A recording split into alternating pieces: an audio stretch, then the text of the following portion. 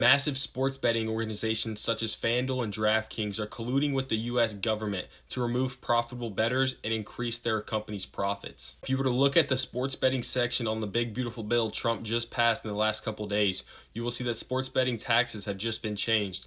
But if you're deep in the sports betting space, you know exactly what this means. It has nothing to do with taxes and everything to do with sports betting platforms removing their only expenses and gaining more profits from the losing bettor. I'll explain in terms that everybody can understand, even if you have no idea what sports betting is. There are three very important factors to consider in this conversation. One, the vast majority of sports bettors lose money. Number two, there is a long-term way to mathematically beat the sports books and become a profitable bettor. And three, sports betting apps such as FanDuel and DraftKings are just like any other business. They want to cut expenses and raise profits. The only expenses that the sports books have are profitable bettors making money. And the most common way they make money is off of losing bettors placing bets and losing money. Keep that thought of what their incentive is in the back of your mind. This takes me right to where the big beautiful bill sports betting section, the taxes have now changed to you can only deduct 90% of your losses up to the amount you have won.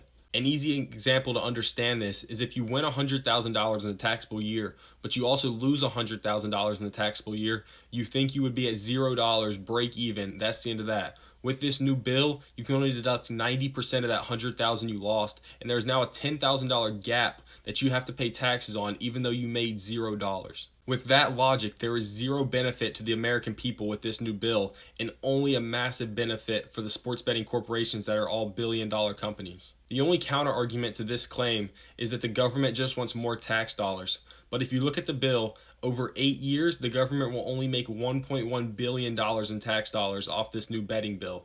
If you look at the grand scheme of the government, over 8 years, $1.1 billion is a drop in the ocean. So the only logical conclusion to this new sports betting bill and the big beautiful bill is that the sports betting corporations were in bed with the U.S. government officials such as Senator Mike Crapo of Idaho, paying them off to get this new bill that will disincentivize professional bettors and profitable sports bettors from taking money from the corporations.